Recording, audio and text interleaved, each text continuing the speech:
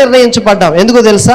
మంచి క్రియలు చేయడానికి, అలాగే దేవుని ఉద్దేశం కొరకు, దేవుని మహిమ కొరకు మనం తయారు చేయబడ్డాం.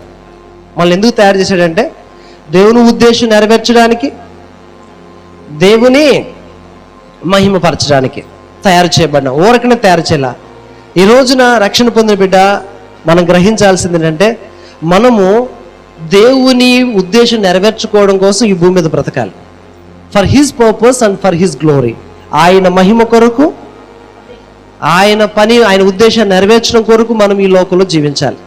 ఈ రోజున ఆ ఉద్దేశం తెలియక చాలామంది వేరే వేరే వాటి కోసం బ్రతికి వారి సమయం అంతా వ్యర్థం చేసుకుంటున్నారు. దేవుడు ముందుగా మనకు సిద్ధపరిచిన సత్క్రియలు చేయడానికై దేవుడు మనలను ఏర్పాటు చేసుకున్నాడట. ఆల్రెడీ ముందుగా కొన్ని పనులు మన కోసం సిద్ధపరిచేశాడు. You have to do this things. ఈ విషయాలు మీరు చేయాలి, ఈ పనులు మీరు చేయాలి.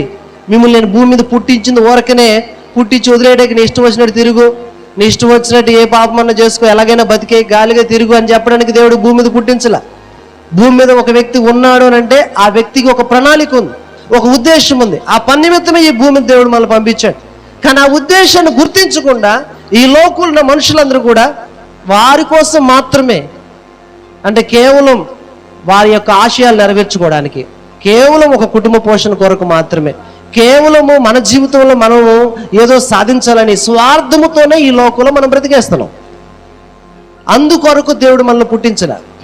ఈ భూమి మీద చాలామంది జీవితం అంతా అయిపోయిన తర్వాత గొప్ప గొప్ప సినిమా స్టార్లు కానీ, గొప్ప గొప్ప సంపద సంపాదించినటువంటి వారు అందరూ కూడా మీరు గమనిస్తే, వారిని కనుక ఇంటర్వ్యూ చేస్తే మరి వారు అడిగే ప్రశ్నకు వారు చెప్పే సమాధానం తెలుసా?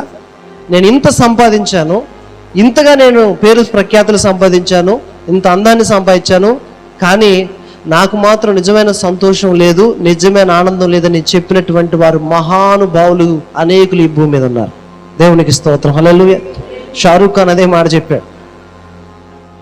అలాగే చార్లీ చాప్లిన్ తెలుసుగా, చార్లీ చాప్లిన్ టీవీలో వస్తూ ఉంటాడు, భయంకరంగా నవ్విస్తూ ఉంటాడు, కమీడియన్. వాళ్ళకు కూడా ఈ రోజున ఎందుకు తెలియదు తెలుసా? ఎవరినో సంతోషపరచడానికి, వాళ్ళ దగ్గరికి వచ్చే వారిని ఆనందపరచడానికి వాళ్ళు బ్రతుకుతున్నారు. ఈరోజు మీరు కూడా మీ కుటుంబస్తులు, రక్త సంబంధులు సంతోషపరచాలని వాళ్ళేమనుకుంటారో, వీళ్ళేమనుకుంటారో, మనుషులేమనుకుంటారో అని మనుషులను సంతోషపెట్టడానికి, మనుషుల ఉద్దేశాలు నెరవేర్చుకోవడం కనుక బ్రతికితే మన జీవితం వ్యర్థమండి. దానివల్ల ఎలాంటి ప్రయోజనం లేదు. అందుకే దేవుని వాక్యం అంటుంది, మీరు ముందుగా సిద్ధపరిచినటువంటి ఆ పనులు చేయడానికై దేవుడు క్రీస్తునందు మనలను ఏర్పరుచుకున్నాడు. ఆయన చేసిన పనిగా మనము ఉన్నాము అని మనం గుర్తుపెట్టుకోవాలి. దేవునికి స్తోత్రం, హల్లెలూయా.